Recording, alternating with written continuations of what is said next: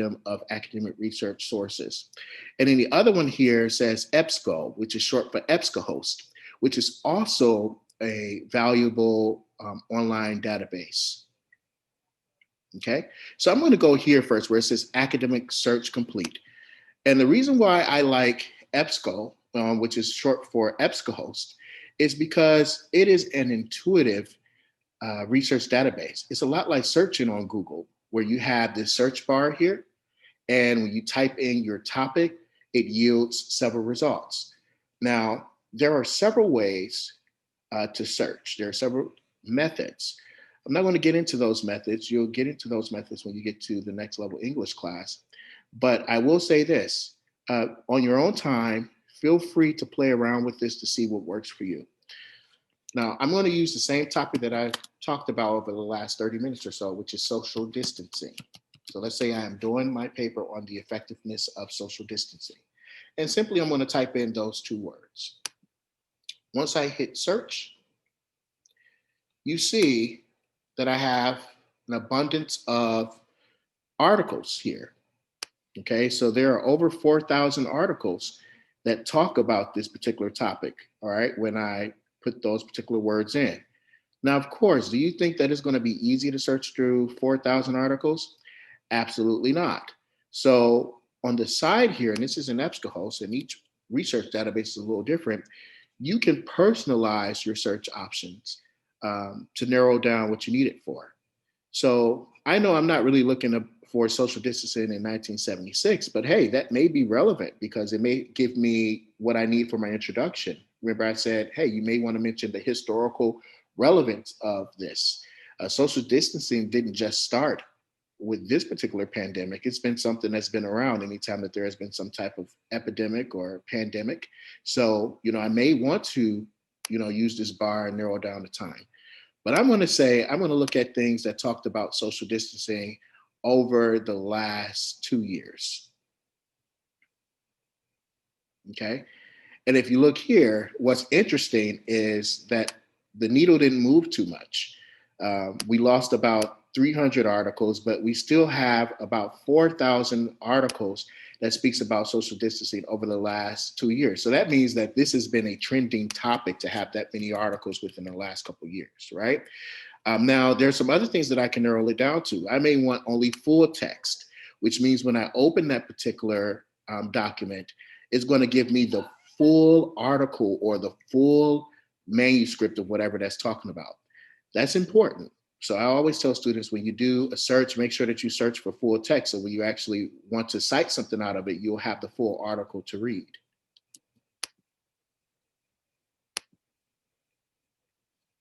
Okay. So as you can see, we have dramatically decreased the amount of articles, which is good because we want to narrow it down, right? So now we only have about 2,500 articles, and I think that's a good place to work from.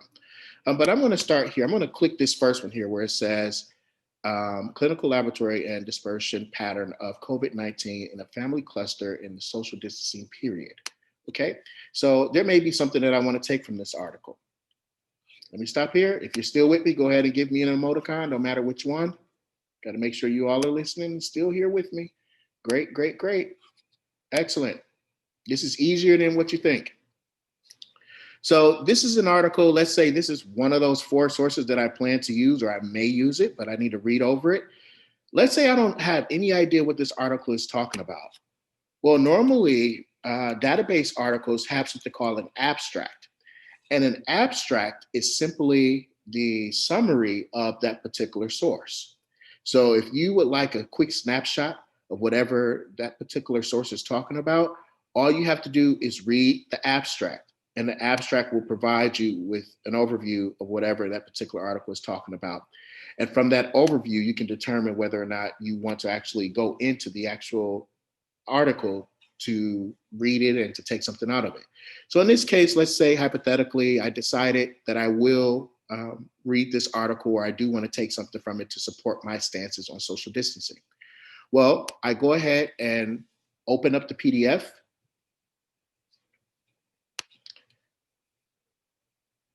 And let's say here, I'm going to cite this. Okay, so reports of household transmission began to emerge in the beginning of the epidemic in China and later in other countries prior to the recommendation of social distancing measures. Let's say I just want to cite that. Okay, can I do that? Absolutely. I can copy and paste and put that in my paper and cite the source accordingly, right? Now, when I put this in my paper as an in-text citation, what will I have to do at the end of the paper? I'm going to have to provide what at the end of my paper? Who can tell me? What's going to go on the last page? A citation. Works. Yep, a works cited entry. All right. We call it a works cited citation, a bibliographic citation. As you can see, it's a completely different look from EBSCOhost. But when I type in my same topic, social distancing, all right, I still get what? An expansion of sources. And for Thomas Gale, you have nearly 4,000 sources, right? Now, the filters, instead of it being on the left side, is here on the right. Depending on the type of person you may be, this may be a little more intuitive for you, right? So you can filter by the document type, search within, the publication date, the title, so forth and so on. One feature that I like about Gale is that it actually gives you subcategories of the type of sources, right? So if you look here for academic journals regarding this topic, this is what you have, right? Nearly 4,000. But then if you want to cite something from a book, you have 29 books that you can take from. Then you have some other periodical items here as well. Okay, so I'm going to actually just click on the first one here where it says barriers and facilitators of adherence to social distancing recommendations.